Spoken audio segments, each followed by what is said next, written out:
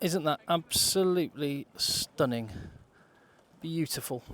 Looking back on the coast by Cassis, which I referred to as the south west on the last video I did. It's actually southeast, of course. My mistake. Right, here we are. I thought I'd take a minute just to reflect on the opening weekend of the Rugby World Cup. I'm going to have to do that while I'm trying to find a comfortable position to sit in on a little slope on some rocks where I don't look like I'm pretending to be some kind of mermaid laying on the beach. This is whatever. Let me get on with it. Right. No, I can't get comfy.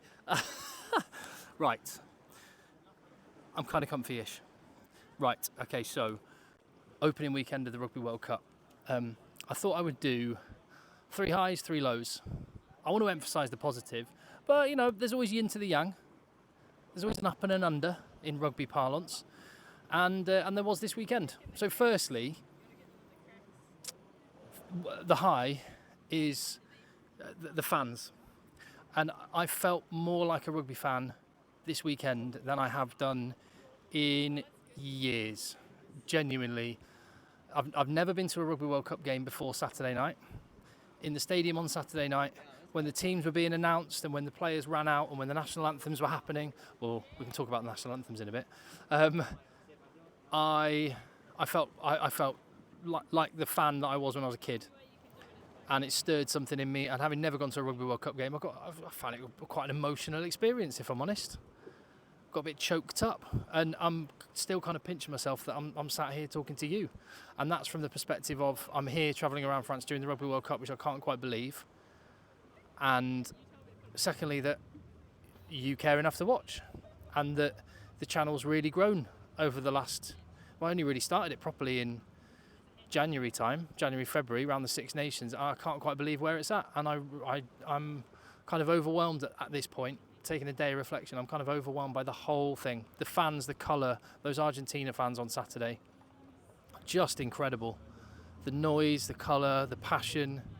It's the same with Scotland and South Africa fans, and I'm really looking forward. And there were, you know, I bumped into and chatted to fans from many countries. The French fans on Friday night were amazing and coming out in force, and the country's really behind this national team. And yeah, it was a great experience. Everything I kind of hoped. All those cliches you hear about with rugby fans and World Cups. I can tell you now, I've actually been to a World Cup game and been to a city during a World Cup. It's 100% true, and it was everything I hoped for, and a whole load more. To sound really corny, my low, my yin to that yang is also concerning the fans.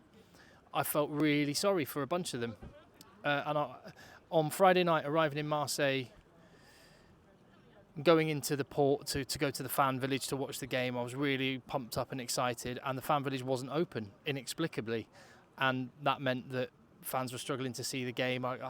It was really hard to take it all in. People were looking over people's shoulders, standing at the edge of restaurants behind the little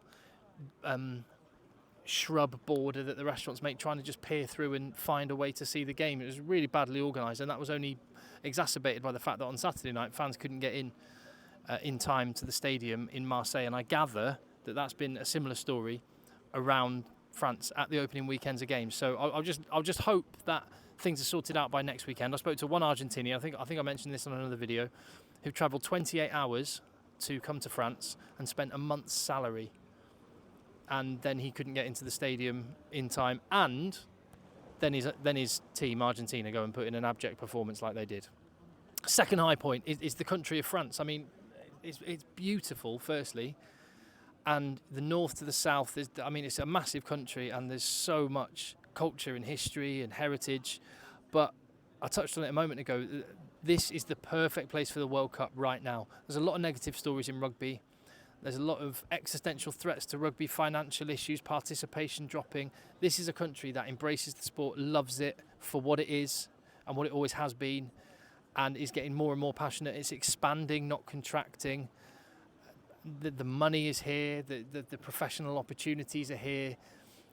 I think something like 1 in 5 of every player at the World Cup plays their club rugby here in France. And their national team's brilliant, their youth program's fantastic, the investment they put in, the infrastructure, the fans.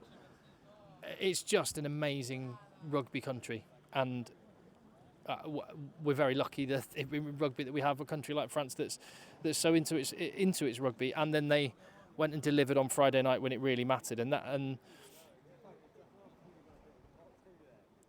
that I'll come on to in a minute, because that's one of the areas I want to focus on for a positive. But one negative, it's only a minor negative really, but there weren't really any upsets in the end. We had that heartbreaking finish in the Fiji game, and I think a lot of people, I think everyone but Welsh people, were rooting for Fijians, for Fiji, but they couldn't quite pull it off, and there wasn't quite the underdog story that we were hoping there would be. Maybe it will be this weekend, not so sure.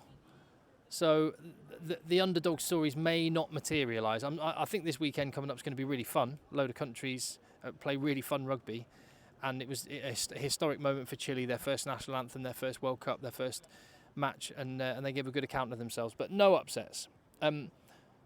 The third high point is the big, powerful rugby sides, the top teams flexing their muscles. Ireland, South Africa, France all looked very, very impressive, and there looks to be separation between those three. The ceilings on those teams looks to be higher than the ceilings on the others, and I think the one impressive thing is that the 33-man squad of those three teams is very, very impressive. France had some injuries, managed to deal with it better than New Zealand dealt with their injuries.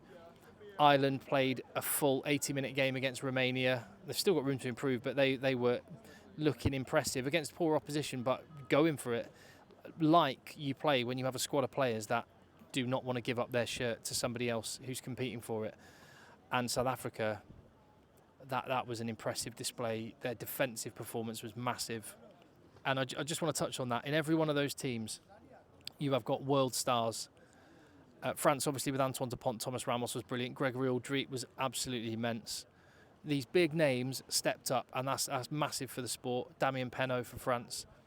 For South Africa, that kick from Marnie Libok was awesome. Cheslin Colby is a freak. What an athlete. And Sia Khaleesi, can I just mention that guy is the biggest name in our sport, isn't he? Bigger than Antoine Dupont. Hearing the way the whole crowd, I've just got goosebumps thinking about it. Hearing the way the whole crowd in Marseille cheered for Sia Khaleesi when his name was announced. The way he came out to the fans long after the game had finished to come and take photos with every single one of them. The way he belted out his national anthem. The way he spoke about Marnie Libok in the press conference after the game, sticking up for his teammates. He is an unbelievable bloke.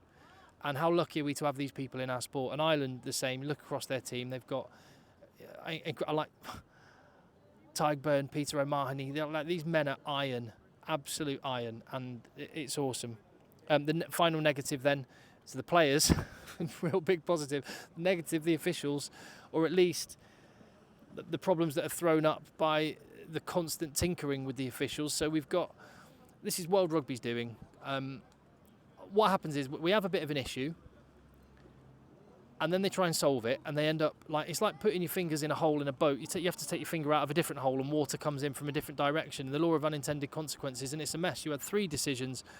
You had Tom Curry's red card, you had the Chilean player's yellow card, not upgraded to a red, and you had Jesse Creel, TMO didn't even deem it worth the referee looking at. Nothing. 3 similar decisions, 3 completely different outcomes. How on earth do you make sense of that?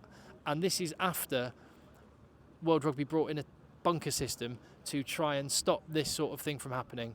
And they've just caused themselves a whole lot more problems. And now the problems don't feel as accountable because the referee isn't ultimately the one making that decision.